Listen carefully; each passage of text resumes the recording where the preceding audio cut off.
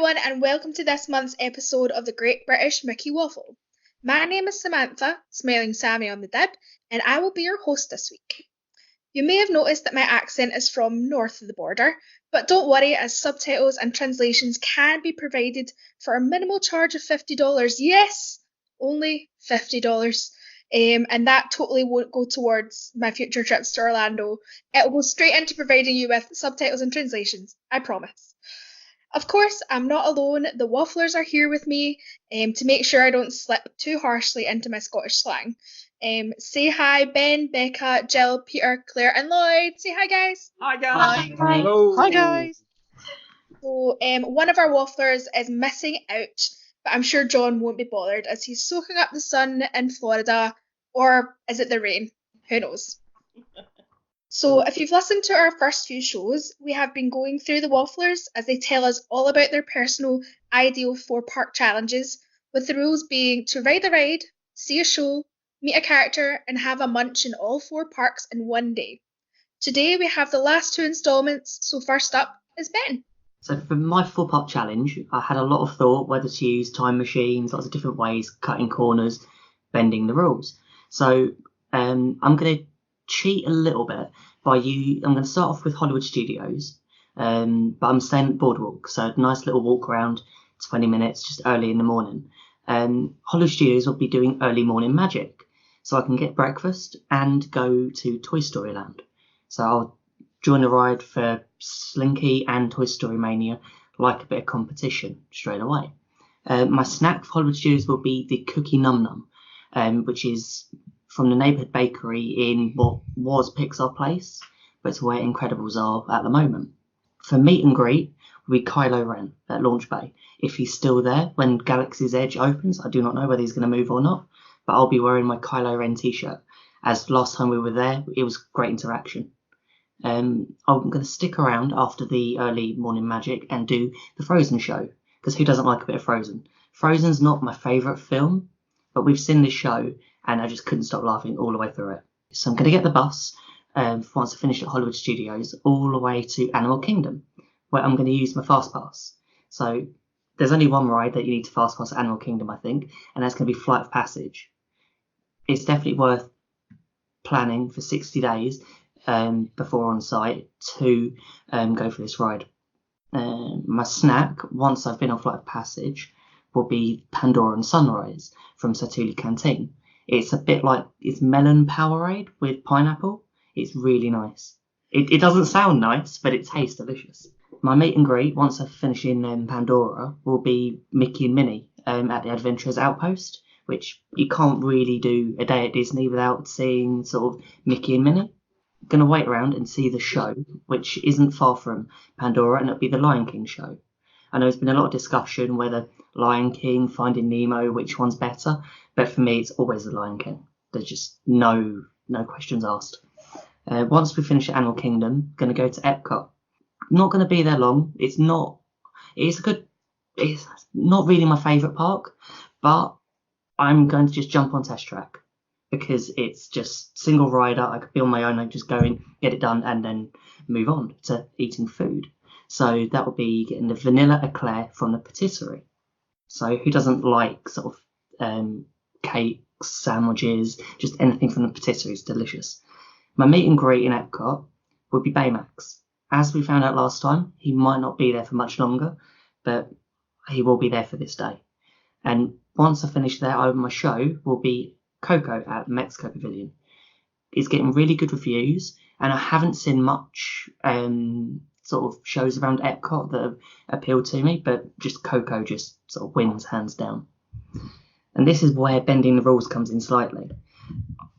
The day that I've chosen will be Mickey's Very Merry Christmas Party. So I can head over to Magic Kingdom, and the best thing about the Christmas party is it's a lot quieter than your average day. I'll be heading straight for Big Thunder Mountain when it's dark, and make sure in the back row for like one of the best rides, which I've only found out Paris is slightly better. My snack, apart from eating all the cookies walking around the Christmas party, will be the Cheshire Cat Tail. Who doesn't like sort of flaky pastry covered in chocolate? My meet and greet, as it's a Christmas party, will be Jack Skellington as Santa Claus. It seems such a good sort of a different character you wouldn't normally meet on a day in a regular park day. And to finish the evening, the show must be Holiday Wishes, which I know has gone and isn't there, but for my 4-part challenge, it will be there. So what do you think? Ooh. So I heard a bit of cheating going on there, with Holiday Wishes. Oh yeah. Not quite as bad as Claire was when she cheated, but eh, There's nothing wrong with cheating. do we want to instill in the world cheating is okay? In this situation, cheating is fine. Okay, that makes it sound a little bit None of the better. wafflers are in the education business anyway, so it's fine. We're not. Well, none that our are message here isn't going to touch apparently. any No, kids. that's fine. I have to disagree about Festival of the Lion King, although it is an amazing, amazing show. Finding Nemo just pits it for me. I don't know why. I love a musical. I think Lion King's the only show that brings a tear to my eye. I don't know what it is, but it's the only sort of, apart from Holiday Wishes, And Normal Wishes. and Normal Wishes. Well, no, not. That's just me yeah. then. Holiday Yeah, no. Wishes is definitely the best. Holiday Wishes, yeah, it just steps it up a notch. I'm looking forward to what Disney have got coming, but I just would like them to. I'm just glad YouTube's there so I can watch it whenever I want. No. Then wait until you guys have a little boy one day, Mm, and then you're watching Finding Nemo, and at the end, bye, Dad, bye, yeah, son. Oh, I mean, I don't even have a kid. that'll bring a and tear to that your eye, gets mate. me as well. Like, that Finding Nemo always gets me. Although Festival of the Lion King does get me as well. It gets me emotional and stuff. But, yeah, I'm a sucker for musicals, so. I think it's also our wedding song was "Can You Feel the Love Tonight." So Oh. it's another sort of thing like that. Okay. Oh. It was our last dance. Yeah. Presumably not the Timon and Pumbaa version. No, No, Oh, I really hope it was. Yeah. Please, Ben, please say it was that version. it wasn't, unfortunately. No. Oh, For the anniversary, like, for the Yeah, when Would we go out. revows or whatever it's called, like, that version needs to be the one. When Phantom Manor was down at DLP at Christmas time, they had Skeleton Jack meeting and greeting in front of the manor, and he was really good. It was really worth it. He was very good, Yeah. really. Yeah, I agree with the Kylo Ren meet. Like, that's a really fun meet for sure. Also, on the same day, we walked around Wales wearing the Kylo Ren t-shirt. We got quite a few good interactions from stormtroopers. Yeah, I cool. can imagine. Yeah. Cool. Thank you, Ben, for that 4-part challenge. And last, but by no means least, we have Peter's 4-part challenge. Hi. Well, since this is a fantasy challenge, I'm staying at the Grand Floridian. Why not? Someone's got to. And you'll see why later. Like several wafflers have done, I'm starting by taking a bus to Animal Kingdom on an EMH day, of course. It's cooler in the mornings, and I like cool.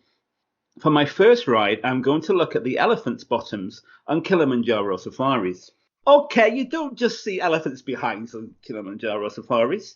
You see zebras' behinds as well. Joking aside, you do get to see some great animals, and at this time of the morning, they are lively and, like me, enjoying the cool. First time I rode this, I got a brilliant shot of a baby giraffe just walking across the front. It was so cute. I have no set time for my character meet and greet because generally you'll see this character around the park all the time. I'm going to meet Kevin, the brightly coloured bird from Up, if you remember. You can't miss her. Yes, it is a her. She's about 100 foot tall. My show is a little bit of a cheat. It's tough to be a bug. This is actually really well done. Hopper is quite scary, and of course you have to stay seated right to the very end. My food item will be a lion paw cookie because it's easy to eat whilst we're going to the Net Park. Let's jump on a bus to Magic Kingdom. Through the gate, under the station, and into Main Street, USA. My show here is whichever version of the Main Street Trolley Show is on at that time. This is a nice little show that changes through the year. It's beautifully choreographed to fit in with the space, and it's fun. I love the way they just burst into song and dance in the middle of the street. I've never done that, honestly. Once we hit the hub, I'm going to go to Tomorrowland to ride the People Mover. It's probably getting hot by now, and the People Mover is nice and cool. It's also a good chance to check out how the work is going on the Tron Light Cycle ride. It is also the only chance that Jill will ever have of seeing inside Space Mountain. Not there's as much to see, it's very dark. As I'm in Tomorrowland, I'm going to meet my favourite character, Experiment 626, aka Stitch. I love Stitch. He's wonderfully naughty, and it's always a good meet. I always end up laughing my sides out when I meet him. It's getting near lunch now, so I'm going to go to Pecos Bill's Tall Tales Inn. Last time we ate here, it was burgers, more burgers with a bit of chicken. It's become a Tex-Mex eatery now, so I want to see what's changed and, of course, raid the toppings bar. You've always got to do that. Time for another bus, and this time it's to Hollywood Studios. Having done Galaxy's Edge on a previous day, I'm heading to Municeburg, that's the place that you were talking about, Ben, to meet Edna Mode, darling. She's my favourite character from the Incredibles films, and she looks fun. I won't be going to Pizza Rizzo for my food, as it's most likely closed. However, Baseline Tap House looks a good spot. I'll have a nice craft beer, or if there's time, maybe a beer flight. For my ride, I'll use the first fast pass of the day to drop in on Tower of Terror. Once I return from the Twilight Zone, I'll use my next pass for Beauty and the Beast. We've never managed to see this show. It means I can grab a good seat without queuing. If we have time, I'll journey to Tatooine and use my final fast pass on Star Tours. Then it's not a bus, but a friendship to take me to Epcot, arriving at International Gateway. Despite being one of my favourite parks, today I have a good reason not to linger. So I'll head into France and get a nice piece of classic patisserie, possibly bumping into Ben on the way, from the Boulangerie, and to watch Impressions de France. As I'm at the French Pavilion, I'll ride Ratatouille to see how it compares to the Disneyland version. And then, like Ben, I'm off to Future World to fist bump Baymax and say, "Ba-la-la-la-la." Finally, straight out the front gate and onto the monorail back to the Grand Floridian. I've just got time for a quick shower and get changed before I have dinner at Victoria and Albert's. Heck, it's a fantasy challenge, so why not? Having eaten there before when we celebrated our 15th wedding anniversary, I would just love to go back and maybe do the chef's table. The food is exquisite. Yeah, it's a little pricey, but what the heck? The ambience is beautiful, the service is attentive, even if it's a bit over the top sometime, and it's a perfect way to relax after an exhausting day. And that, ladies and gentlemen, was my 4-part challenge. Any comments, guys? Which bank are you going to rob? Did anyone see the Tim Tracker video where they went to Victoria and Albert's recently? Yes. Yeah. What was the total around $700? Is that right in my memory? They had wine pairings as well, didn't they? Yeah. Yeah. So you could probably bring it down. What do We you reckon? had $300? We had a single bottle of wine, Right. and we had not the cheapest bottle, but one of the cheaper end. And back in, I think it was 2010, Yeah. it ended up about $500. Yeah, a bit less, I A think. bit less. Yeah. Right. But it's worth it. The food is exquisite. Yes, it's a treat. Yeah, obviously. But the sommelier bought us our wine as though we were bringing the $1,000 wine. The service was that good. Yeah. Yeah, that's what it's about, isn't it? That's what you're paying for. Yeah.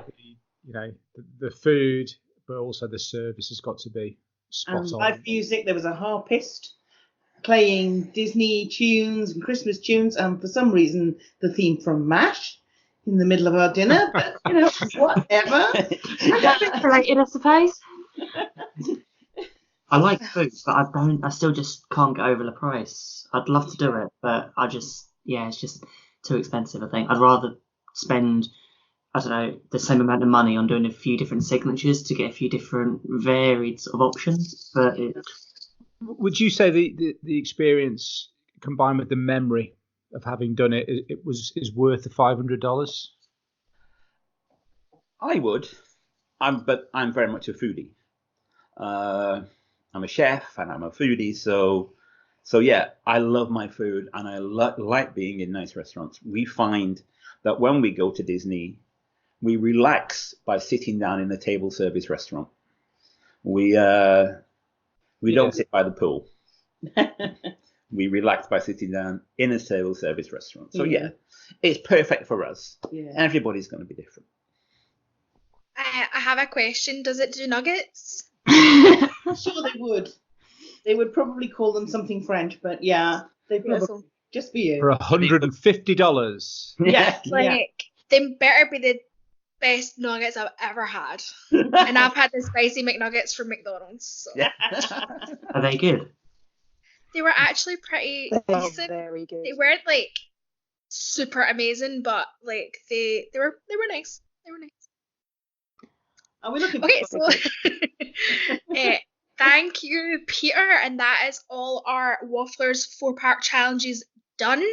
We would like to know what the listeners think and what their 4-part challenge would be. So let us know on the Deb, let us know on social media. We would like to hear from you guys.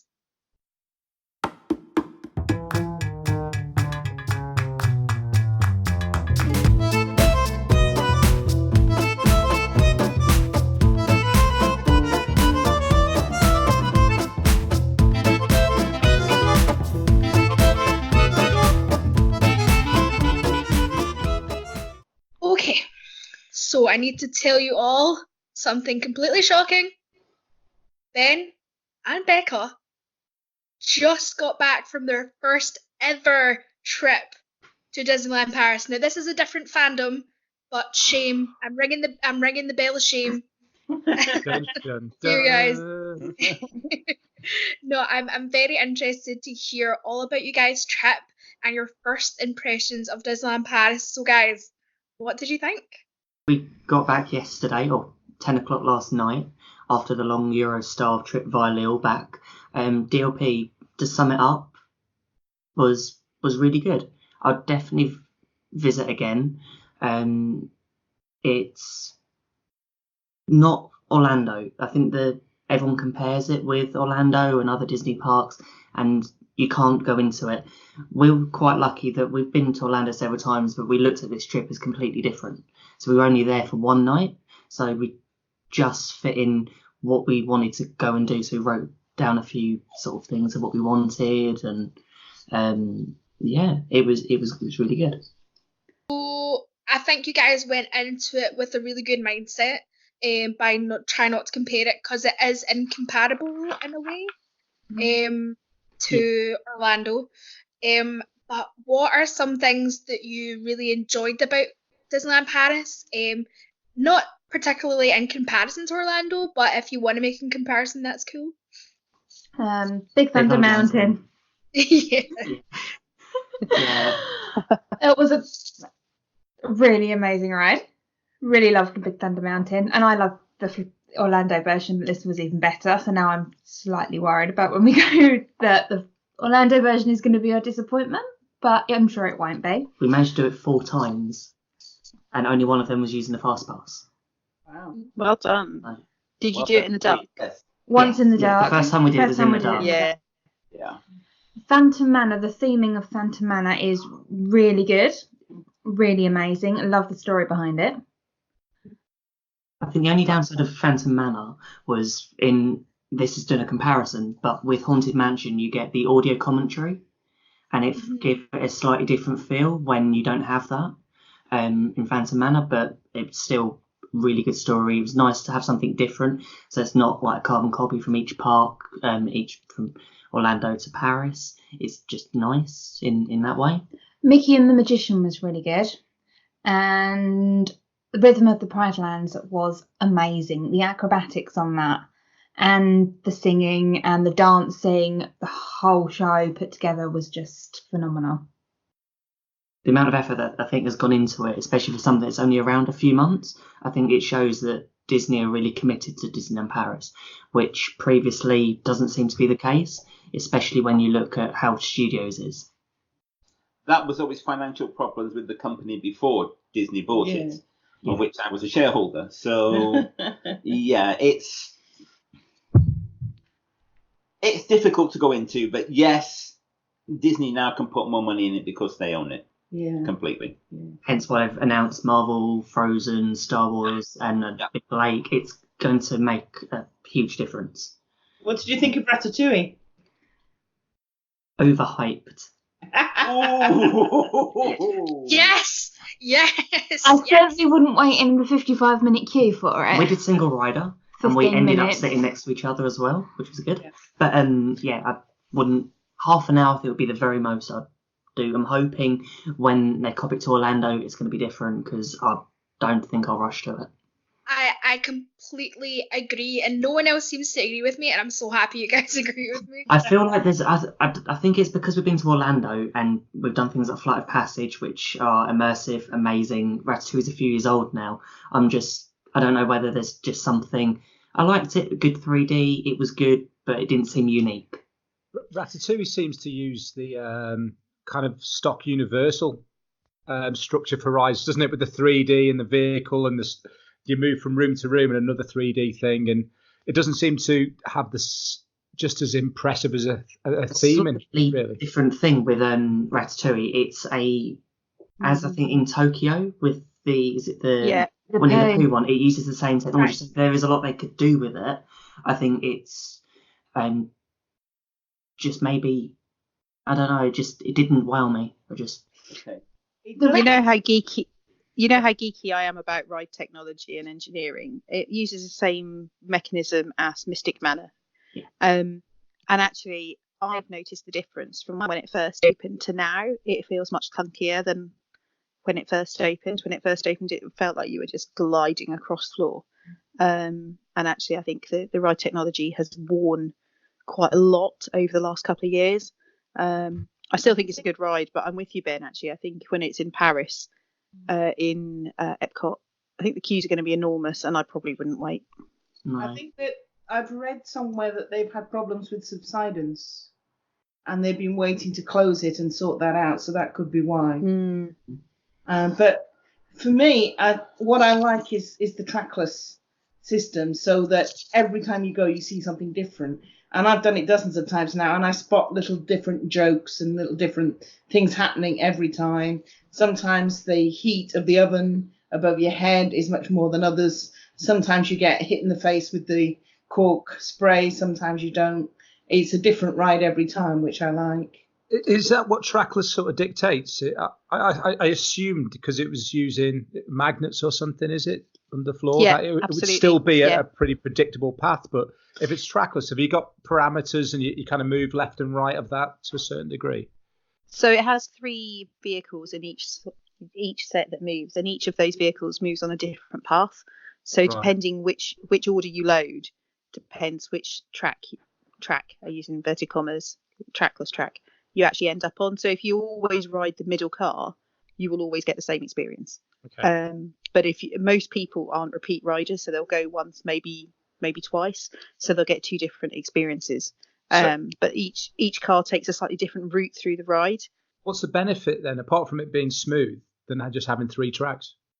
Just emerging technology, advancing technology, or? Yeah, I think space as well, because the cars travel one behind each other at different points and then beside each other. It's quite hard to explain, but I think it really works well. But in Paris, as I say, I think I've noticed it wearing quite a lot. It may just be because it's been used an awful lot, because there isn't a lot else in the Studios Park, so it's getting a lot of foot traffic. Yeah. But I think the first time I went on it, I was blown away by the technology. I was like, this is amazing. It wears quite quickly though. Yeah. I'm glad we did it, but it's not one that I'd rush to again. But I like the use of the technology because I think it could be something that could be applied to a lot of other rides, and how technology has moved on. I think having like unique sort of cars that you're in that can react differently and independently. I think because they're going to use it in Rise of the Resistance. That's going to be a track. Yes. Okay. Yeah. So That'd be interesting. that's going to be good how that works. For future, with the trackless technology, you are able to have a more random ride. You can pick, the cars can randomly pick which one they're going to, and that happens more in Pooh's Honey Hunt than it does Ratatouille. It doesn't happen in Ratatouille at all because No. I've ridden multiple times on all 3 bits, and it's the same. I think they're good and they could apply to future rides. So I know we always say about Universal always going 3D and having like the same sort of tracks and everything, that they just sort of give it a paint job. I know we don't like that idea, but Disney are probably going to use that in future. To be fair, Disney don't have many rides like that. No. So No. It would be nice to have just a different theme. yeah. So the trackless ride is like super awesome technology. SeaWorld actually, I think they were the second people to use it. They have it on their ride, the Penguin one. Yeah. Yeah. So they Yeah, have Antarctica. trackless technology as well. So it is something that more people are using. It's not really like a big thing anymore. Like it is kind of getting widely used. So yeah. Ratatouille is infinitely better than the Penguin. I disagree. I've never done the definitely Penguin best. one, so I can't compare. Similar, but it's a track, but it's still 3D and changing room to room. Also, it'll say Spider-Man, Islands of Adventure. It's Spider-Man's better than Yeah, everything. I have to Okay, agree. I'm not Spider-Man's sure. better. Spider-Man's a different concept of a ride. Yeah. Yeah. It's not as family friendly, Spider-Man and Transformers, compared to Ratatouille. I think it's just that next level down. It's, Also, the cars can't cross one another in the way that a trackless ride does. No. And also you can make the car. I believe the new Tokyo Beauty and the Beast is having the cars dancing in the ballroom and having them dance around each other. That'll be quite cool. Yeah. Okay. I gather you spent quite a bit of time in one particular ride, not necessarily because you planned it that way. Yeah, Well, we- wanted to test out the gimbal, Hello everyone. which was good. Got some good footage, especially of Small World, as we've stuck on it for 40 minutes. Emac, so jealous. 40 minutes. It didn't help that we were in the last car to be evacuated. Boat. That's great. You should have Ross and Rachel'd it. If you What can does that remember mean? there's a little story in Friends from when he got stuck on It's a Small World. Oh, okay, right. I remember. Yeah, rings a bell. Friends was a TV show in the Sammie in the 90s. when was it 90s? So Yeah. Guess what? I've got the box set. how do you know about it? She's Your too dad young. tell you about it. Did Donnie I've got tell you the about it? box set. I've got the Friends box sets. How Oh, rude. okay. We have been in front of the outside building shots for the outside building of Friends. I didn't know where you were going, Peter. I was really confused. Sometimes the views of Friends. Yeah. In New York. Yeah. Sorry, Yeah, I thought same. you meant Small World. I was thinking we probably all have, actually. But we've been evacuated from it. So you evacuated off backstage? Yes, we Yeah. were. See behind the curtain. No pictures were Yeah. allowed. No. Why don't you of hold course your phone discreetly? Now, But you've been Let me investigative feel like- journalist It was in for a the Great gimbal. British Mickey Waffle. Down. yeah, so it was good. We'd never been broken down on a ride before. So of all the times Oh. at Disney, we'd been stuck on a ride, but But never yeah. to the point where we had to get off. Oh, that's What was- cool. That's So that, cool. it was good. So it Have was. other people been evacuated from rides? No. No. On my bucket list. See, my brother got evacuated from Test Track once. Ooh, that's a cool one. In which section? No idea. I think it Did was they just hold hands out as he's it was whizzing out. past saying grab on? Dan and I were evacuated from Splash Mountain. So we were in our log just before the lift hill to the final drop. Okay. And we ended up we were sat there for about 45 minutes one evening with those vultures just continuing to go. I was ready to kill them if they hadn't been animatronic. Did Ross and Rachel do it? That's actually the only way I'd do that. Not in a log flume, Lloyd. But we were evacuated off through the scenery and around backstage. That was quite cool. Cool. It's all bouncy and springy. It's made from plastic and rubber. Who would know? The worst thing was they turned the music off of Small World. So all you hear is the like... best thing, Ben. Okay, that's not the worst thing. It's an announcement of them saying it is broken, all of this, but in several different languages. Followed by, over and over again, followed by when they turn that off completely, and all you get is like you just hear things moving, and it's just the mechanisms of like everything, and it's really creepy. How weird. Yeah, that'd be weird. So did you have to walk through the scenery? Which country did you get evacuated through? I can't remember. It was the would have second one. We were been barely on the yeah. ride at all. It was like we were We've on been on the ride minutes. for about 2 2 minutes. minutes. So it'd be somewhere in Europe anyway. Yes, we're in Yeah. Over the Alps. Was it Little France? yodeler she Was goes. it France? Would have been funny. If the LP ever decides to do its very own version of Halloween Horror Nights, then surely That would be it. Silent It's a Small World is probably a really good idea for a scare zone. You can definitely tell the difference how CMs interact with you from my God, yeah. Chateau and Exactly. Paris, and it really just it brings the park down. I totally agree. I think the problem is, or what we experienced was the lack of them.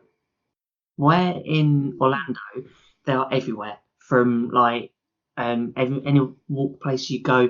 So yeah, the only place we saw CMs were ride entrances and sort of stalls where you could buy food. The loading areas. And that was it. You should have checked the smoking area, Ben. Smoking there might area have was been everywhere. Yeah, there may have been a smoking area, but most people weren't using it. Yeah, no, everyone sort of. I think part of the problem is in France, it isn't usual custom to just go up and randomly talk to people. Like, if you see a cast member in Walt Disney World and you smile at them, they will strike up a conversation. Yeah. That is part of what they do. In Paris, that just isn't a thing. In Paris, if you smile at them, they'll growl at you. Exactly. So there isn't that interaction because if you go and start a conversation, they'll join in, but they won't initiate. And that's a cultural thing across Europe. Yeah. So it's just different. I think they're generally quite friendly. To me, it felt more of a security thing. Most European people think that's fake and tacky and just don't want it.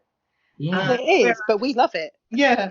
Whereas if you actually go up to somebody, to a CM, I mean, we spotted somebody on Dumbo one time and she had this massive red hair and we asked her if she was a friend of Merida and she said, oh no, but I'd love to meet her, and we had a really good talk.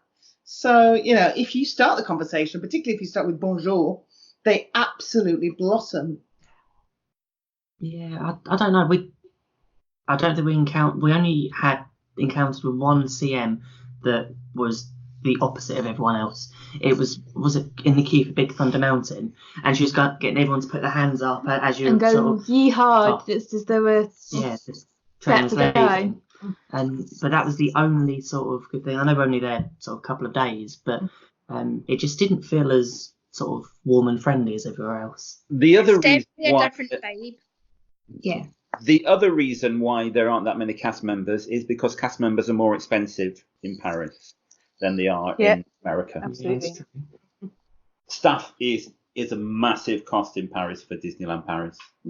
Massive cost. I think they just need to put a smile on occasionally. Actually, you say that. The cast members that were doing Rhythm of the Pride Lands were amazing. Yeah, that's true. They really got the crowd going. Was that the cast members who were sort of crowd control? Yeah. Yes. Oh, was it a chap called Raphael by any chance? Didn't see the name. Didn't see the name. Yeah. Two blokes and a woman. There's a guy who tends to hang out in the hub, or on Main Street, who's really well known on Instagram, called Raphael. and He's got a he red is. mask around his eyes. and carries- Not a Disney park. And The he boys is, on it tonight. I know. And Raphael is amazing. He is incredible. With Pirates and Princesses parade, he had a whole dance routine worked out for the kids. And so there are some really some cast members who are really quite well known on social media. And Disneyland Paris encourages that. So I think that, you know, there are people about that make it their business to be publicly Happy. excitable and happy. I Do think they it's a do shame there cultural- doesn't seem as many of them as I know Orlando. We see everyone you meet, everyone, but sometimes sometimes it is over the top in America. But I think it just needs a little bit more of an injection boost into it. I think there's a middle ground, because sometimes in America it can be a bit nauseating, can't it? Yeah, Um, especially after but- 2 weeks. you know, there's a difference between that and the Paris, you know, that you kind of get. Yeah, especially when you've got a lot of people that are going for the first time as well. It was just like our first impression. That was probably the only real downside we had, because I mean, most of them, the cast members that you speak to are, they're lovely. They're just not a lot of them, unless they're in a specific place doing a specific thing. They don't, not really wandering around kind of No. crowd. I think that's fair. That's right. Yeah. How's the hotel? The hotel was nice. Yeah. The bed was a tad on the firm side for our liking, but it was perfectly comfortable. What did you think of the theming? The theming was amazing. yeah. Well, first of all, tell us where you were. And We were at the Hotel Cheyenne. Yeah, cool. Disney Halfway down. Express luggage, brilliant. It was perfect. It was Worth great. it, isn't it? Oh It yeah, was definitely worth the $30. euros. Euros. Yeah, I kept doing this as well while we were out there. I know the exchange rate isn't that different anymore, but It's all for one, isn't it? Pretty much. In Florida, it takes Becky 2 weeks to say dollars instead of pounds. When we were in Paris, all she was saying was dollars. I took this to be a good thing. Yeah, that's all right. When How- we were in November, we'd be saying euros. Yeah. How far were you from the parks then in Hotel Cheyenne? 15-minute walk. Yeah. Yeah. Right.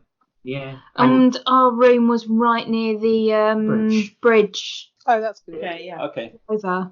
Which That means, building are you in? that means nothing to me. We Running were in Running Bear. Bear. Cool. Okay. So in terms of for someone who doesn't really know the layout, there's Hotel Cheyenne and the other hotels. Are they around something like a lagoon or just how is it all structured? So you have Disneyland Park and Walt Disney Studios. Then you Okay. have Disney Village.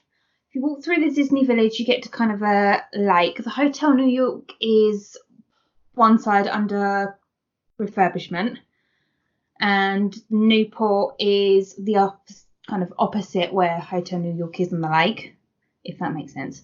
If you walk round past Hotel New York, you get to Sequoia.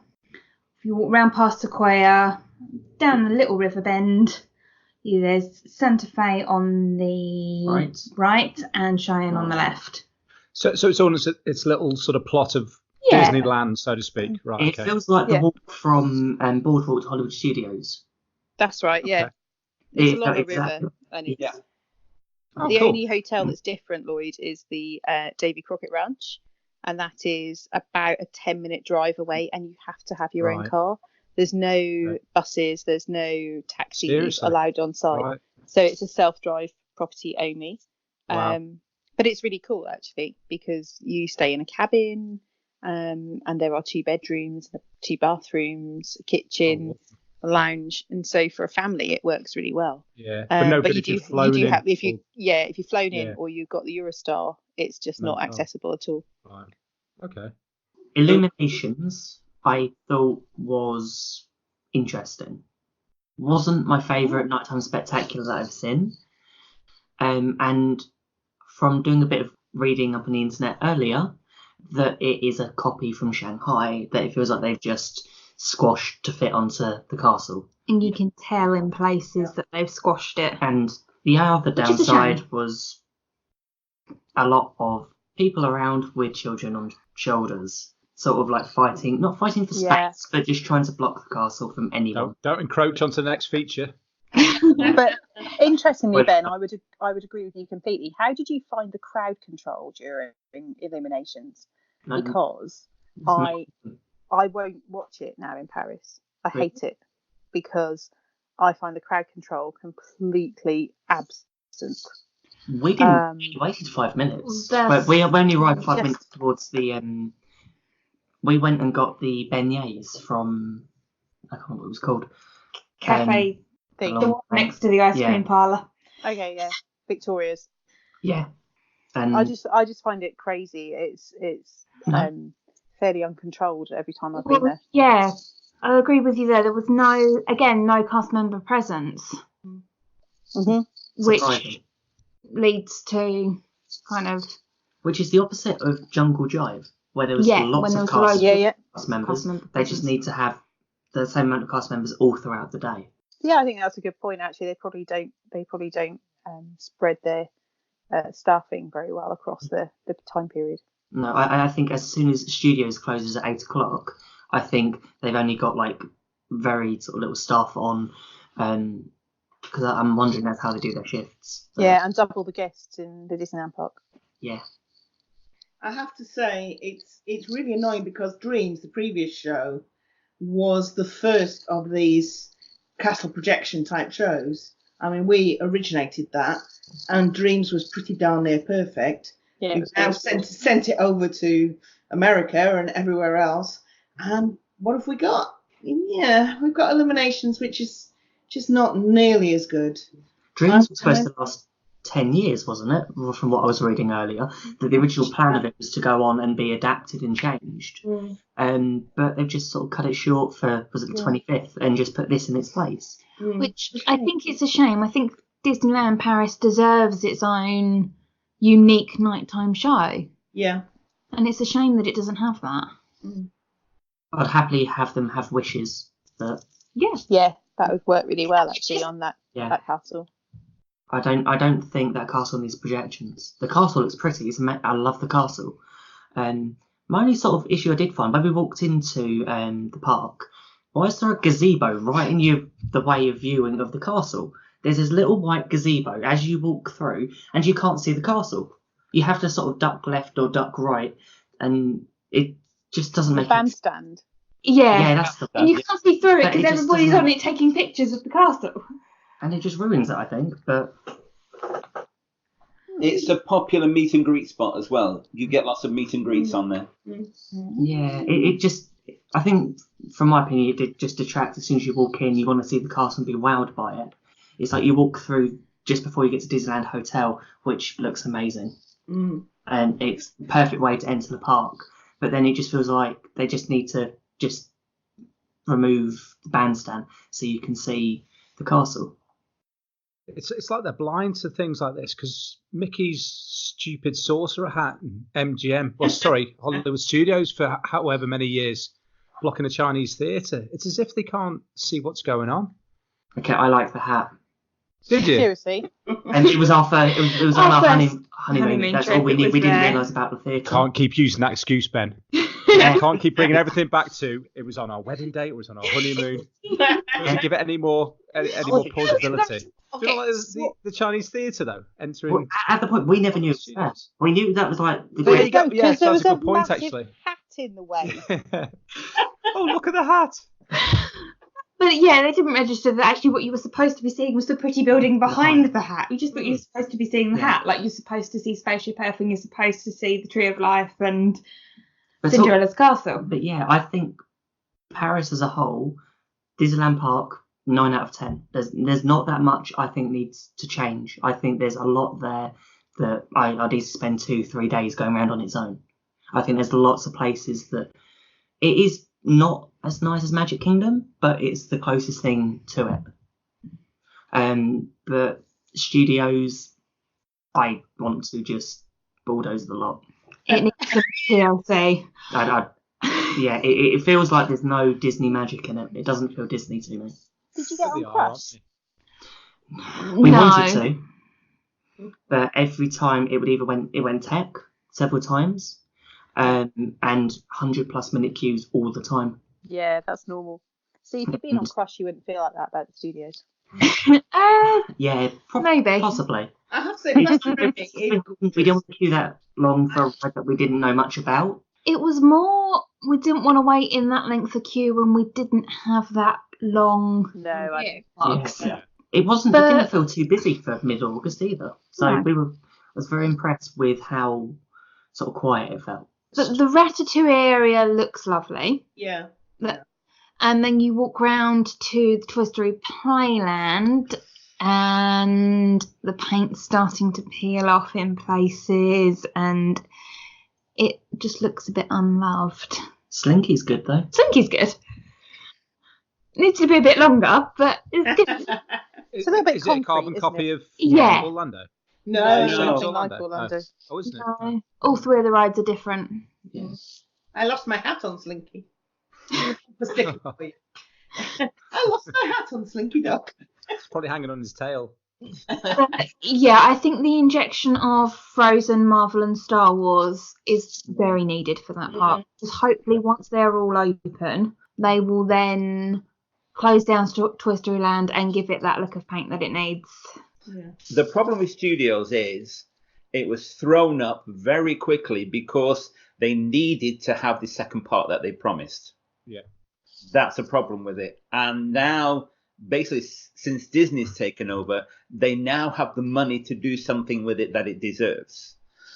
Previously, Euro Disney SCA was really starved of money. So they did the best they could. Yeah.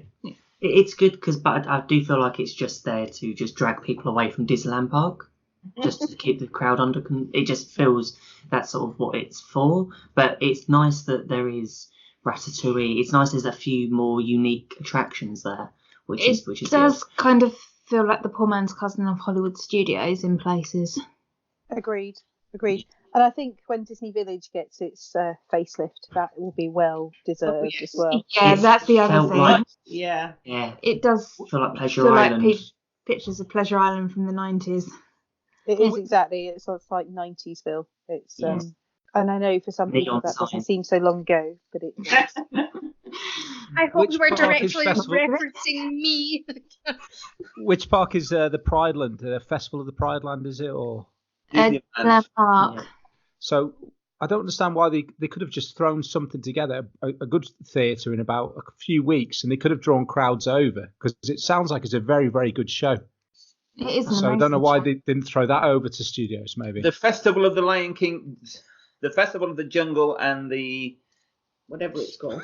Yeah. Pride Land. Festival. Thing. Yeah. The festival that's on at the moment is in Disneyland Park, and it's matching the theme of the festival, which is basically Right. Jungle and Lion King. Yeah. It sounds like such a crowd drawer that they Yeah. could have built something in studios just to fill a little bit of a void until they But start studios- putting in these. There's not much room in studios. Studios has Mickey and the Magician Show, which is superb. Right. What does that entail as well? I remember Ben saying that in. Yeah, that we enjoyed that. That was very good. We were quite lucky. As soon as we got our tickets and dropped our bag off, we went and used the MasterCard sort of VIP ticket. So we just queued up at Studio Services and asked what was available, and they said you've got Mickey and Magician and you've got 20 minutes to get there. Hopefully you can get in. So we run over there, and we were seated and we just in the front, and it was really It was good. a good show. Good And content. you then understood why I said try and get that front section. Love the Yes. Lion King bit. Yeah, it's brilliant, isn't it? It's really clever and lots of fun. Thanks, guys, for letting us know about your trip. Quick answer. Will you be back? Will you not be back? We'll be We'll going be back. back. Ooh, no, I'm kidding. Yay! Come to the French side. It's like Orlando. It's never a once in a lifetime. It's nothing like Orlando. No. No, it's a bit colder, but other than that, it's still a bit of Disney magic when we can't get to Florida. So it's Disney, and it was you haven't got the climate, and it's not Orlando. But did you honestly feel the Disney magic while you were there? In Oh, Disneyland Park more than Walt Disney Studios. Do you know, when I was watching Mickey and the Magician, yes, as soon as we within the park within half an hour, I felt at home. That's my biggest fear. That's my biggest thing about spending the money to go over and taking the kids. And yeah, forget about them. Like, if I don't feel the magic, it's not the same. And I'm thinking, well, I've brought them over. I might as well take them to Alton Towers. There are parts of it when you look at it and go, like we've said about the cast members not being around, like what you'd think of Orlando, and it's all about the experience. But there are some parts of it, is like when we went on Big Thunder Mountain, and we sort of, it's going to be the same as it is in Orlando, but completely different. It just felt. Disneyland Park is similar enough to Magic Kingdom in parts that you feel like you're there, but you know that you're not, if that makes sense. Right. So Yeah, the placement of the Emporium is exactly the same. Same with Casey's Corner. There's an ice cream parlour exactly opposite Casey's Corner. But you walk around the corner and instead of Crystal Palace being there, it's Frontierland. So there's enough similarities that you still feel that magic, but enough differences to know that you're not there. It's a European style magic as well, not an American style magic. I think nobody's mentioned that yet. Disneyland Park has many more flowers. It's much greener. It is a nicer looking park than Magic Kingdom. Like a Royale with cheese, if you're thinking of a sort of comparison, Pulp Fiction style. I think you need to try it at least once. If you don't like it, don't need to go back. Like me, I won't go back until all the Arendelle and everything, like it's totally refurbed. I don't feel the need to go back, but you need to go at least once. I still need convincing.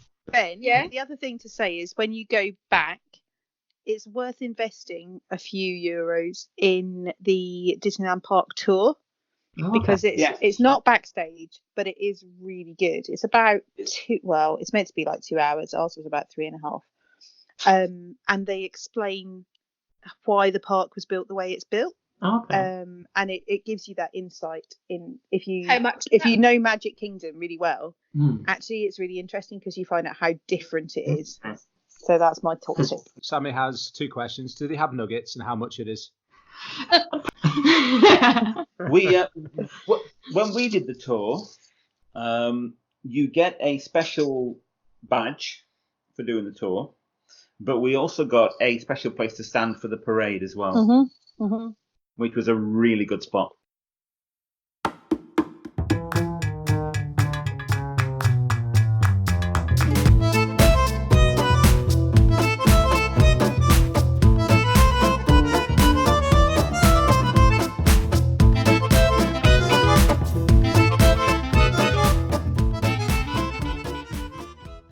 Just a little warning, if there's any little ears that are listening, you might want to cover them as there's going to be some chat that may spoil a little bit of the magic. We all know that Disney is the happiest and most magical place on earth, but there's always room for improvement. Something that we at the Great British Mickey Waffle love to talk about are pet peeves. Those little things that we find strange or that get under our skin. It's also a hot topic often on the Dib.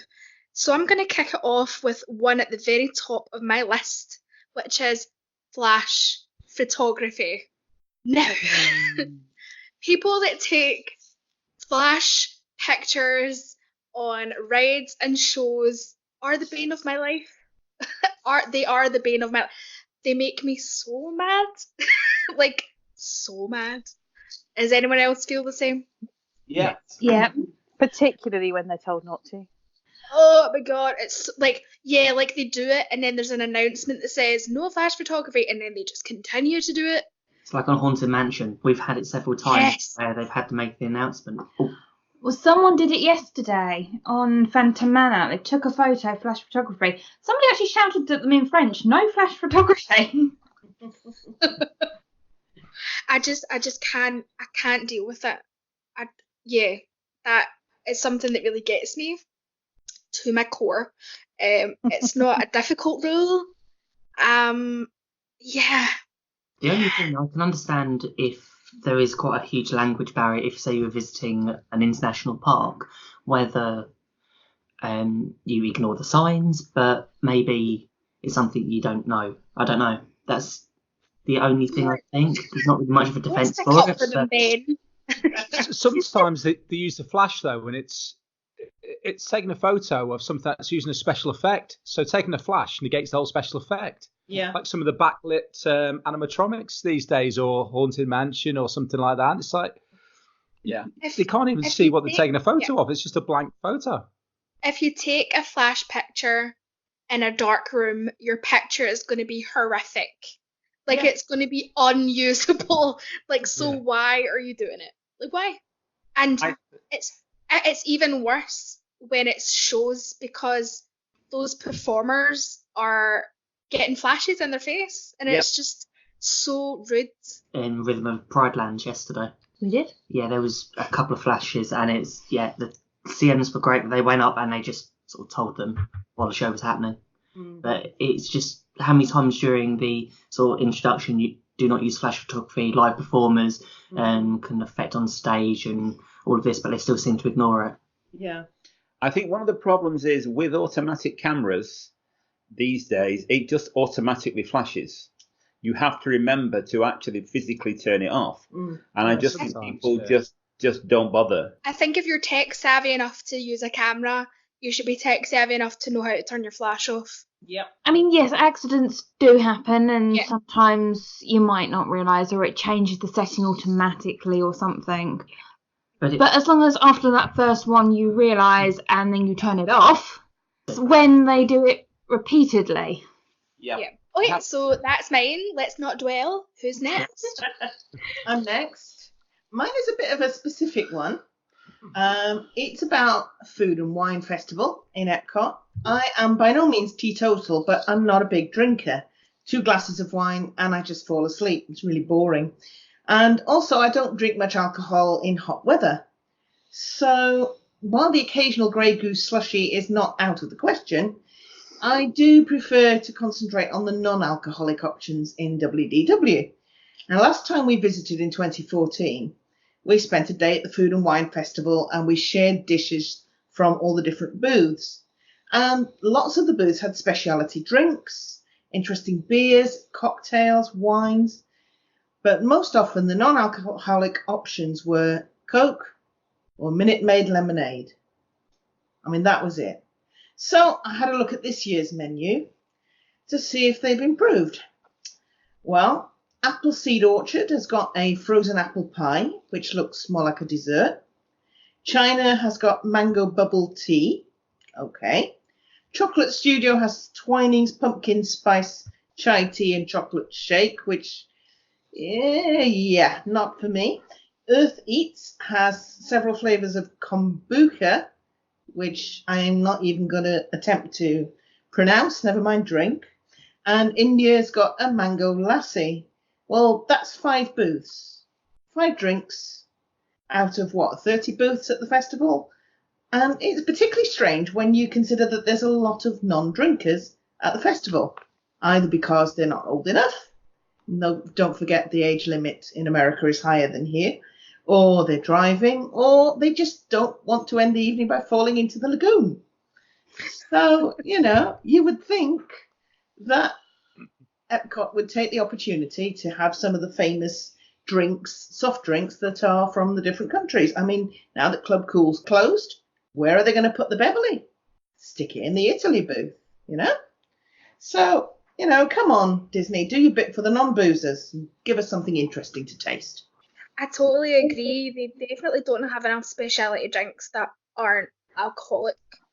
And I don't really drink a lot of alcohol, and I especially wouldn't drink alcohol in a hot country during the day. And another thing, like a lot of their drinks that aren't alcoholic are usually like slushies, and I hate slushies.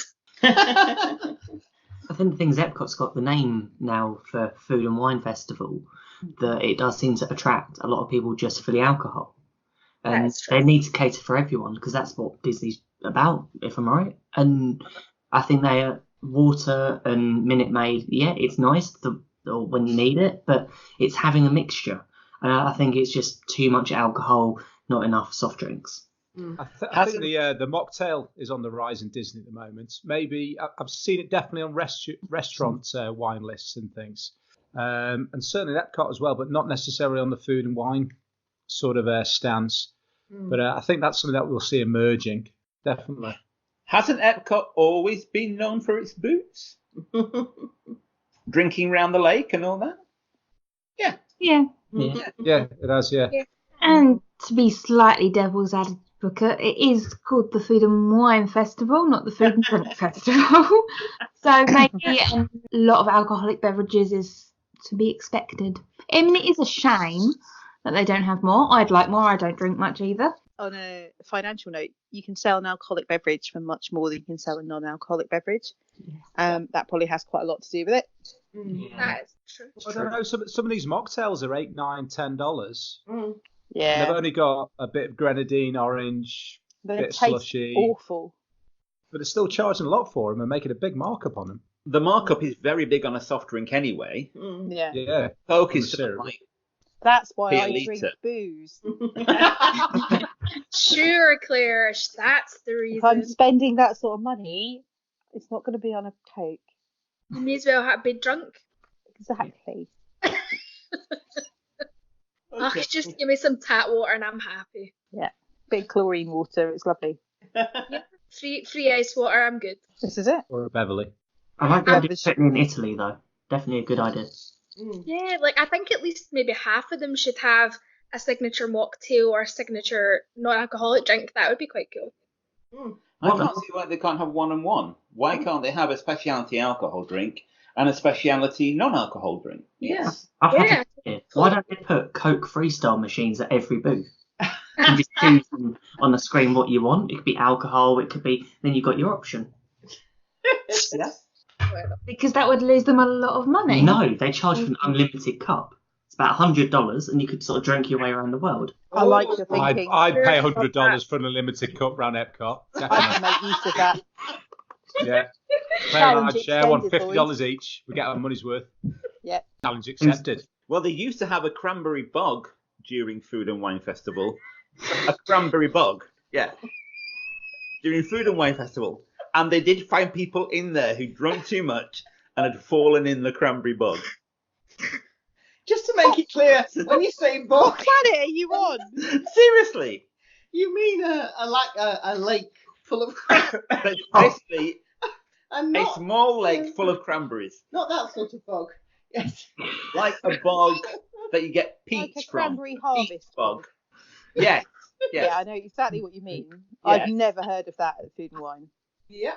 Yeah, they had it at Food and Wine and people fell in it drunk. There are worse ways to go.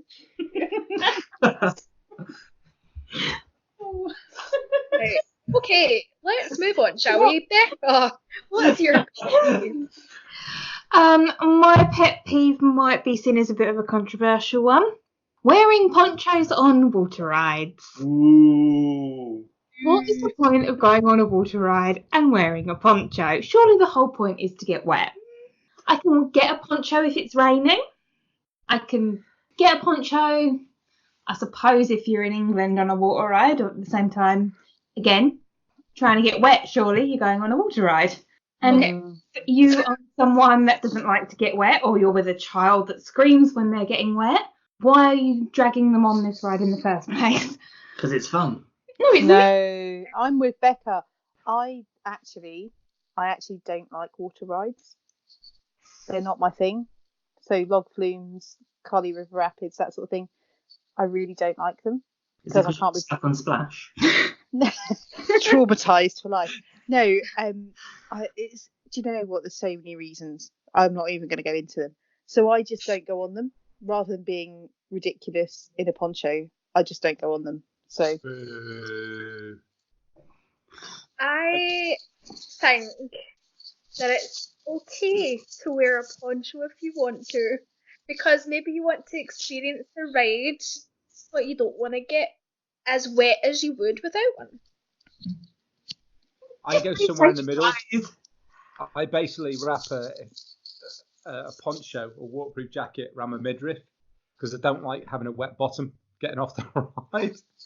I don't mind getting wet if I've got a wet t-shirt or wet legs, but having a wet boxer shorts around it's just too not good. much So information, Lloyd. yeah, but just protecting the midriff. Right, we get it. my, Protect my comfortability.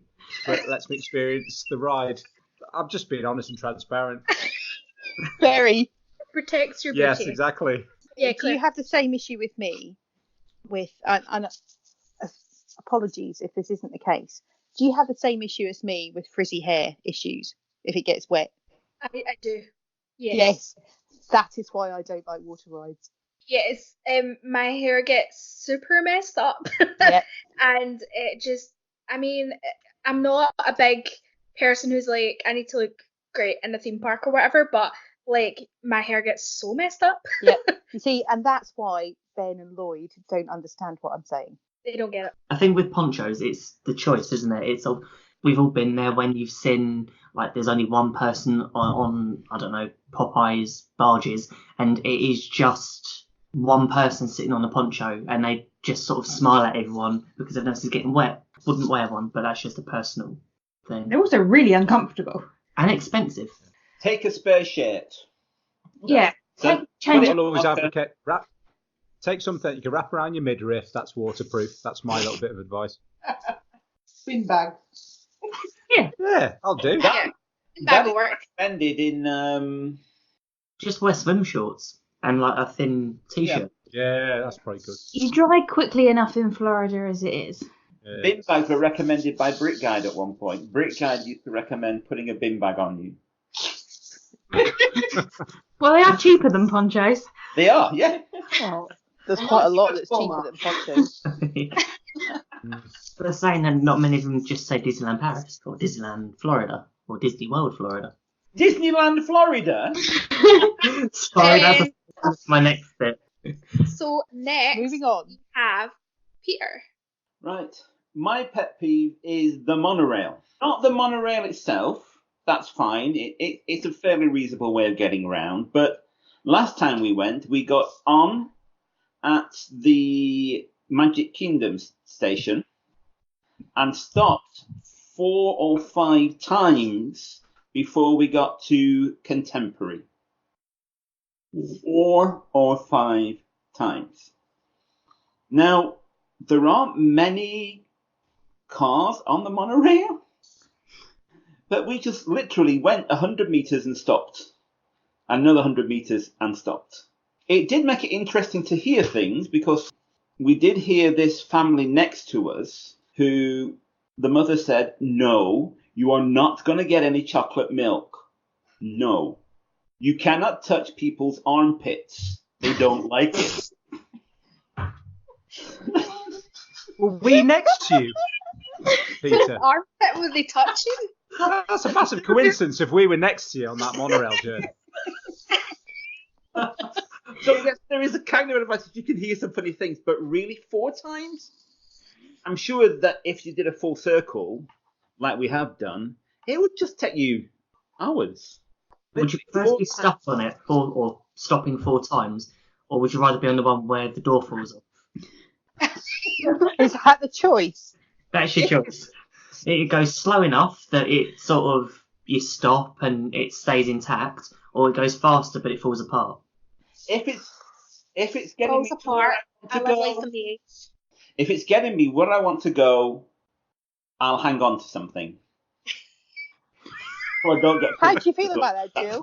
That's fine. How do you think about that, Jill? Indeed.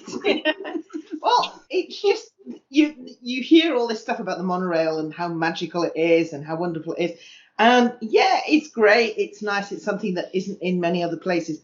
But it felt like being on the tube a lot of the time because you just spent half the time stopping for no apparent reason. And yeah, it just didn't get you as quickly to places as we thought it was going to.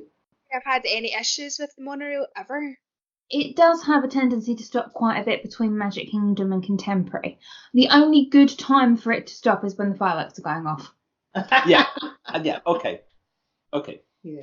I'll go with that. Anyway, Photos though, because you get the glare of the monorail. Mm. that's my pet peeve anyway. Okay, and next we have Ben. Okay, so my pet peeve is a controversial one, and one I've already mentioned. So when people are planning their trip and they tell you where they're going, and they go to Disneyland, Florida, And there's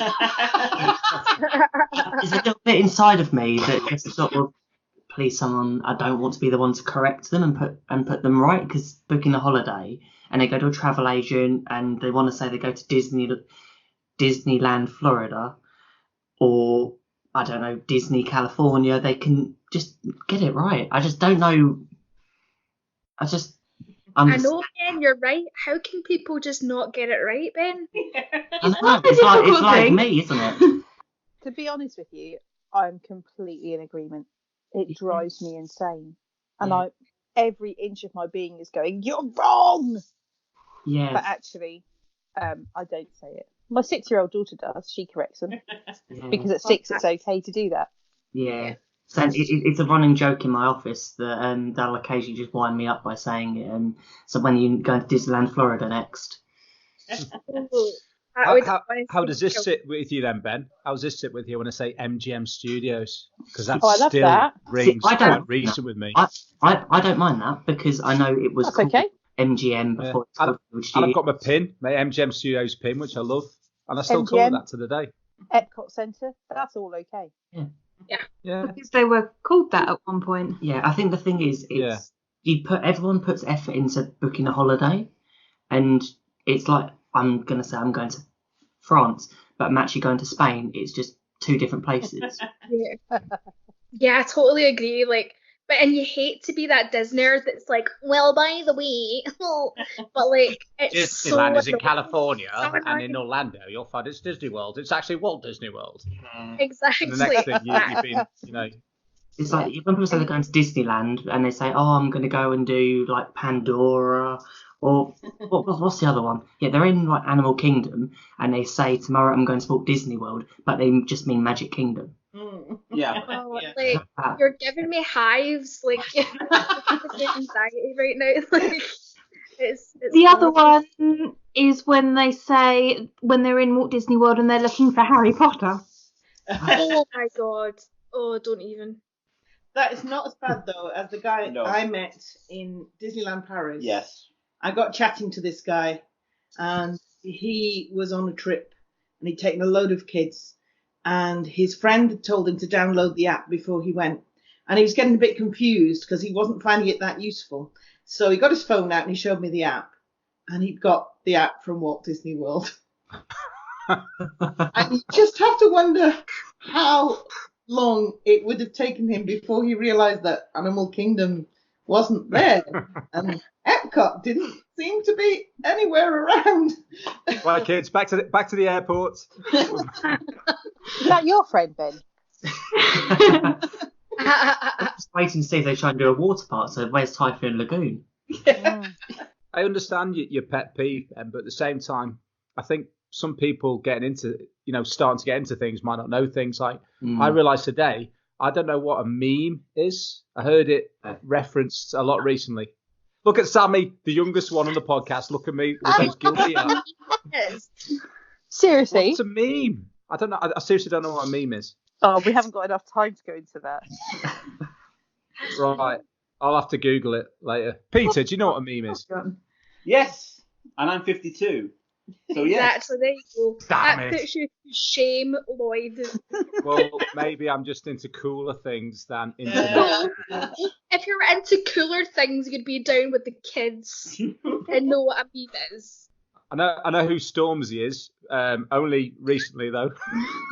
Great, love that for you, Lloyd. If someone says Disneyland Orlando, I just say Walt Disney World, and just leave it at that. Yeah. Just say it at them. Just make a statement. Okay, Lloyd, now it's your turn. What's your pet peeve? My pet peeve is it's those moments when the magic just kind of disappears for a fleeting moment. And I need to take about 50% responsibility for this because it's when it happens in my head and half it's due to the cast member. I'll give you a couple of examples. We jumped on Jungle River cruise, last cruise of the night, and the river captains are very dry or they're a little bit sarcastic, and it all fits into their script of bringing out the comedic value. And I jumped on this last one of the night, and it was just awful. It was not dry in the sense of creating any humour. It was just dry in the sense of she wanted to finish the cruise and get home. And all of a sudden, I was brought from, well, I didn't actually feel like I was in the mighty Amazon. I wasn't, that much in the moment, but I was brought from this sense of being in this magical place, Disney World, to just being on any sort of ride in any sort of theme park in the world. And it kind of brought me down to planet Earth with a crash.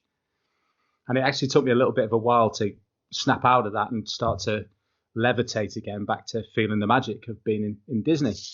And it's only happened a few times, but it's kind of one of my little things where a cast member doesn't quite, they don't have to be amazing, but they have to at least, I think, be on a certain level where they can at least get you to this certain point. And my second example was, I've talked about this before, where I met Chewie and I was in the queue and I already felt a bit weird because I was on my own, just as a 38-year-old man on his own in the queue to meet Chewie, because Emma took Brody to Disney Playhouse.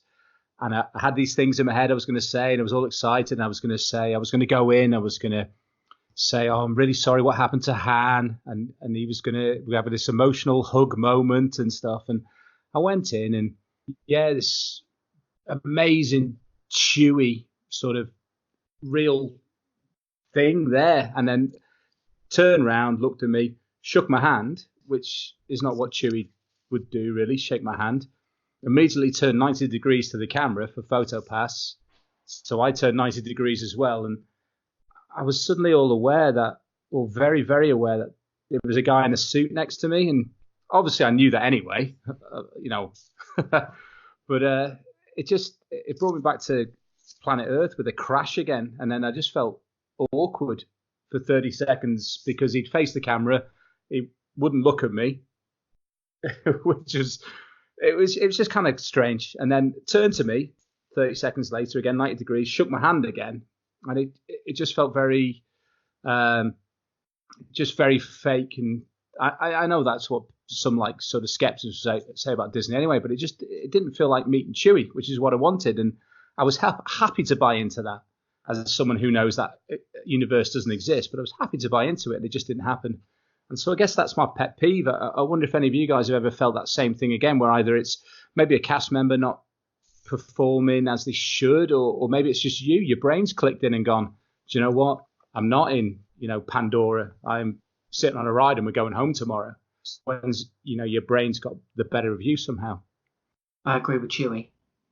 There's something just completely different interaction than a lot of other characters. Where in Kylo Ren, also when you see Mickey, Minnie, there's just something different.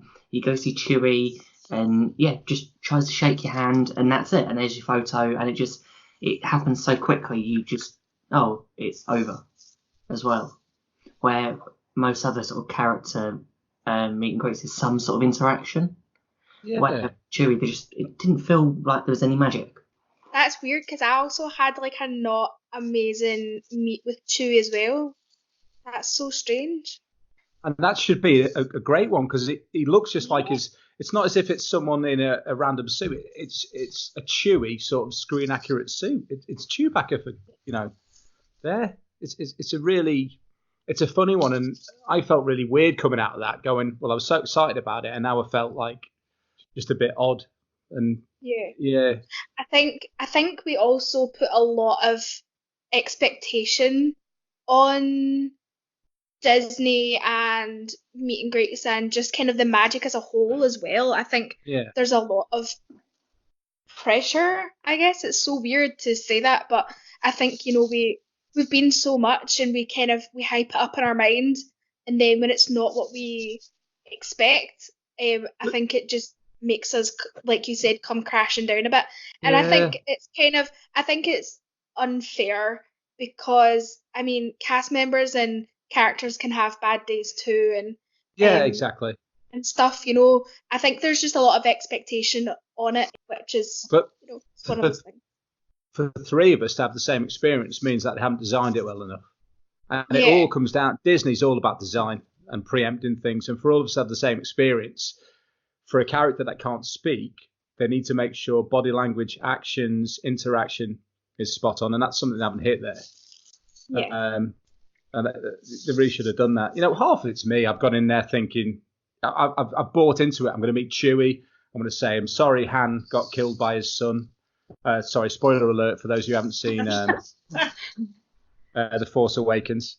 But yeah, and it didn't happen that way.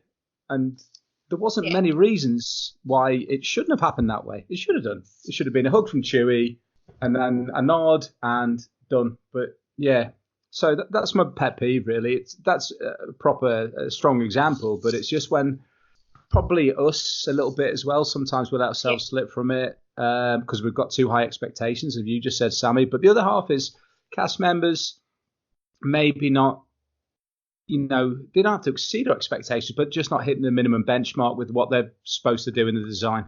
Better, I found that BB-8 was better interaction. I know it's a robot and it's all like sort of feel like pre-planned, but felt more interactive than Chewie. Yeah. Yeah, that's why I regret didn't meet BB-8. Yeah, because it would have been, just positive little chirps, and and it wouldn't have been that weird sort of just interaction that just didn't work. But the best Star Wars interaction we've ever had has been from stormtroopers roaming the park when they're like ask for your ID and just tell you to move along. That's something I don't know. So they've got the all pre-programmed command or pre-programmed little sentences in there. A few of them are they're trying to fit into the situation. Stormtroopers, I think they're actors in a costume with a voice. But they have a voice. Can they just speak? It all for the videos I've seen of Galaxy's Edge. It all seems like they make these sentences, the pre-recorded sentences, fit the situation. It never seems to seem that free flowing. I don't know. I might be completely off it. I think you might be right with Galaxy's Edge. I think there's a lot of storyline going on that they're trying to keep everything. So at the minute, there's not much creative that they can change, or that they have much improvisation. Where with Stormtroopers going around, it's sort of they will pick on people's t-shirts, they will pick up certain things and interactions, and I think that's what makes the difference. Well, as luck would have it, we've got a waffler going to Disney in a few days, so our investigative journalist Claire can find out the answer for us. Possibly so. So next and last is Claire. Claire, what's your pet peeve? So I do have a few, but the top of my list, and this isn't confined just to Disney World. This is a Florida thing and possibly an American thing. And my peeve is about portion size and food waste. And I have a real issue with the fact that the meals are so ridiculously enormous because no one can eat that much. I just think it is a fairly ridiculous amount of food to put in front of one person. So that is, I think, I just find that the food obviously is quite cheap to produce, and people will order a meal each. And I know from our perspective, we do that and we send half of it back and it goes in the bin. And I think that's kind of ridiculous. So yeah, portion size is something, it gets my goat. Yeah, you're seasoned, Claire, so why didn't you do one between two? We never think of doing that. Do you know what? It's because we never want the same thing. So I always think, absolutely, we're going to share a meal. We do sometimes do it in quick service. But when we sit down at a table service restaurant, we very rarely want the same thing. Yeah, no. When you're table service, you want to do your own thing, don't you? This is it. I think it's a table service restaurant to split meals, unless you've got a little one. But even with a small child, even with Millie with us, she wants her own meal, and none of us really agree on what we want if we were going to share. So it just seems crazy, the amount of food that's piled on a plate. Definitely depends, where you are, because I don't think the counter service meals are that crazy, but if I'm going to mention nuggets, guys. Just shocker No Rooney. way. But the nuggets that Chicken they give you, nuggets. the chicken nuggets they give you are massive, and Yeah, there's and you get 8 of 8. them. Even the counter servers meals do 8 nuggets, and they're massive nuggets. And even I can't eat 8 of those. It's crazy. Like, it is a lot of food sometimes. I have to say, the more you pay, the less you get. That's the principle, but practically everywhere. Going to a really expensive signature, the portions are smaller than a normal sit down. Yep, Yeah. agreed, Peter. And actually, the number of times we've been to a signature and we've gone, oh my goodness, this doesn't look like a lot of food. That may just be in comparison to everything else we've been eating. But Yeah. actually, by the time you get to the end of the meal, you go, I'm full, I haven't overeaten, I Yeah. haven't, I'm not hungry. They've just got it right. And I think there is something around paying more for less, which sounds a bit mad. Yes. More for a correct portion size, maybe. Yeah, but the amount, just like the nuggets and fries, Columbia Harbour House, 8 nuggets and like a number of fries that would sink the Titanic. It's unnecessary. Yeah. To be fair, I agree we could always use more fries. Like, I just afterwards as well, though. You just like you're trying to walk around and you're just like, ugh. So no. Yeah. Just to put this into perspective for our listeners, Sammie's currently over the Atlantic in a plane flying to Columbia Harbour House for nuggets and fries. just to double check that they're still really big and it's too much food. So I'm going to jump in with my second one. Sorry. And I hope you're... No. 'Cause I hope you're Edit all it gonna... out. Then I edit Claire it the out. cheat, bend the rules. Do you know what? I Hope really there's no teachers listening. I hope you're all going to agree with me, though, on this. I'm hoping I'm speaking as a collective. And this might be the British bit in me, but the thing that really annoys me is rudeness. Yeah. Yeah. I mean, that just goes without saying, doesn't it? Really? Well, you would think so, but clearly in Walt Disney World or Disneyland Paris or Disneyland California or any of the parks, that is not the case. So people who think it's okay to have a go at a cast member or push in front of a small child when they're watching the parade or walk up to a bar and go, I'll get a beer. Since when was please and thank you not a thing? And I worry that might just be me being very, very British, and that's the things that we do. But I think it annoys everyone here. Just as guilty of it Yeah. as well. Yeah. and I end up sitting at, if we're at the bar and someone goes, I'll get a person. beer, I'll sit there going, please, quite loudly. Or just people that force their way through crowds with strollers. Yep. That's biggest It's one. just And I think rudeness. it's It rude. does my head in. There's no need. How many times that my foot has like been run over or Then sometimes it's a need though. He's gonna blow, and you just run through the crowd to get to the front and go, oh, false alarm. Yeah. False I've I've never alarm. done that. I'd never do that. That's a joke. we're gonna watch out for you, Lloyd. That's a joke. everyone watch I am out very for courteous. I have to say though, when you do meet someone who has amazing manners, the American manners are incredible. We once met this teenage girl who was behind us in the queue, and obviously her parents had just got ahead of us, and she turned to me and she said, "Excuse me, ma'am, could I get past to be with my mother?" And she was like 13. I'm thinking, how many 13-year-old girls in Britain would address me like that? Well, And she don't know that I care for the duped you to get in front of you. Yeah, she still skipped the That line. was even her mother. Yeah. But no, I thought it was just so sweet. Yeah, so lovely. Yeah. It is nice. You fell Yeah. for it. Yeah. Yeah. She did it to another 50 people in that line. Yeah. It was Figment. It was Saw this show and then rode Big Thunder Mountain 3 times. But you know what? She at least had the courtesy to ask. She didn't Yeah. push through. And this is it. Rudeness is just Yeah. not needed. Next up, we've got the Mickey mentions.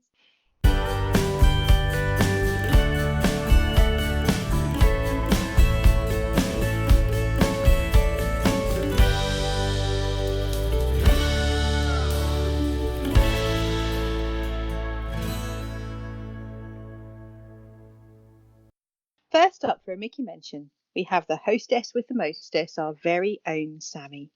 She's jetting off on the 17th of September with BA, hopefully, though let's keep our fingers crossed for no strikes, to Orlando. Now, this is a weird one because not only is she only going for 1 week, she's also not going to Disney. Oh, the horror. But speaking of horror, the main reason she's going on a trip is to attend the Halloween Horror Nights with Universal with her YouTuber pal Disco Liz. You never know though, another waffler might also be joining in on the fun. You can follow her along with her antics on her Instagram page at SamanthaMac92. She'll also be taking over the Great British Mickey Waffle Instagram page to share some highlights. We hope you have a fab time, even though it sounds ridiculously scary, for your week away at the Cabana Bay Resort, Sam. The next Mickey mention is from Fiona. She is Fiona88 on the Dib. And she has said, I'd love a Mickey mention for September's show, please.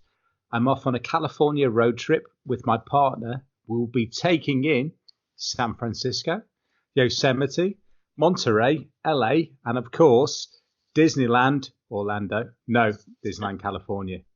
We're off mid-September, so we'll have time to listen to the show before heading off. Maybe I'll even hang on until the flight, but probably not. I'll try and do a trip report for those that are interested and at least a highs and lows report. Have a good time, Have a Fiona. good time, Fiona. Okay, and I've got one as well. Another one of our wafflers is heading off to Florida in September, and that is Lloyd and his family. They're staying at Cabana Bay Resort, and let's hope he doesn't get too scared when attending Halloween Horror Nights. We wish you all a fabulous trip. Have a scary time, Lloyd. So our final Mickey mention of the evening is for our wafflers Jill and Peter, who are off to Disneyland Paris on the 12th of September for 3 nights at the Hotel Ibis Val d'Europe to grab some annual passes and enjoy the Lion King and Jungle Festival. They might even find out the proper name for it.